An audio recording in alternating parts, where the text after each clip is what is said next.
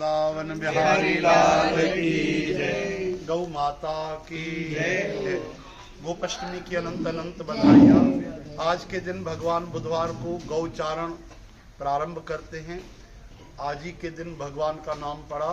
बोलो श्री गोपाल भगवान की जय। सभी भाई बहनों से एक प्रार्थना हृदय से कि आज के दिन तो सारी दुनिया सेवा करती है और गौ माता बढ़िया खा पी के और उनको तो बदहजमी तक हो जाती है, लेकिन बाकी दिन कोई नहीं पूछता, चारे के लिए तरस जाती हैं।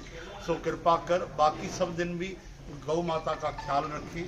भले परिवार में एक एक दिन एक एक सदस्य सेवा करें, अलग अलग परिवार मिलकर हफ्ते में एक एक दिन एक परिवार बांध ले, तब भी बड़ी कृपा होगी। रोज न कर पाए, हफ्ते में एक दिन गौ माता को जरूर देंगे। गौ माता आपके बहुत आशीर्वाद देंगी। आपको जो सेवा मिलेगी वो सेवा नहीं, आपकी खुशहाली समृद्धि है, प्रभु की भक्ति है। बोलो गाय और गोपाल भगवान की जय। राष्ट्र माता गौ माता की जय। जय श्री कृष्ण।